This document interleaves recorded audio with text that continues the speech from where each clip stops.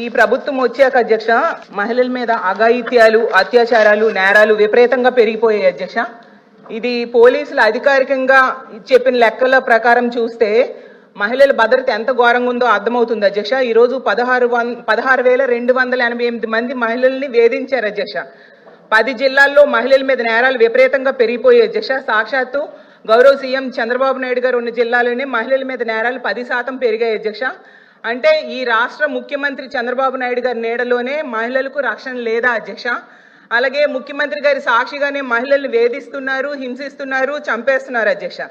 అదే జిల్లాలో గౌరవ మంత్రి గారైన లోకేష్ గారు కూడా ఉన్నారు అధ్యక్ష. అలాగే సాక్షాత్తు హోంమంత్రి గారి ఇన్ఛార్జిగా ఉన్న విజయనగరం జిల్లాలో కూడా మహిళల మీద నేరాలు పెరిగాయి అధ్యక్ష. అలాగే ఈ రాష్ట్రంలో గుంటూరు, సత్యసాయి, నెల్లూరు, విజయనగరం, కడప, అన్నమయ్య, పల్నాడు, పార్వతీపురం, మన్యం, తిరుపతి జిల్లాల్లో పెరుగుతున్నాయి అధ్యక్ష.